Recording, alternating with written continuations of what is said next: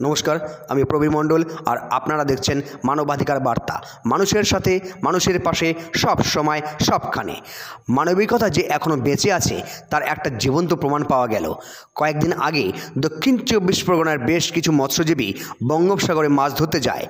আবহাওয়া প্রতিকূল হওয়ায় প্রচণ্ড ঝড় বৃষ্টির মধ্যে পড়ে তারা। অবশেষে সেই লঞ্চ উল্টে যায়।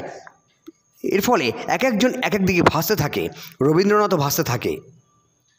জলের সঙ্গে তার বহুদিনের সখ্যতা এবং মনে ছিল প্রচণ্ড সাহস।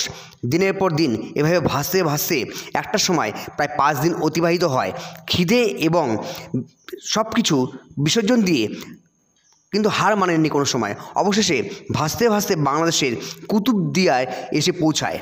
তখন বাংলাদেশের জাহাজ MV জাওয়াদ এর ক্যাপ্টেন দেখতে পায় সেই ঘটনাটি।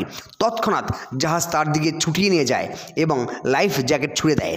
তারপর থেকে ধীরে ধীরে জাহাজের ক্রেন দিয়ে জাহাজে তোলা হয় তাকে।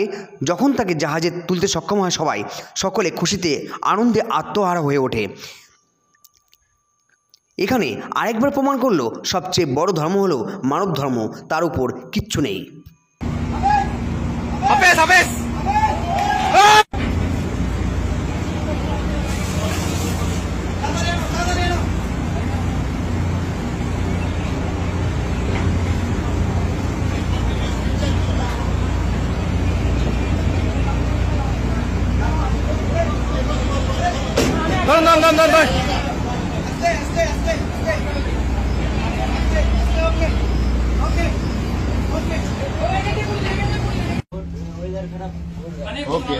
বাঙালি বাংলা বলো। বাংলা নাম কি তোমার?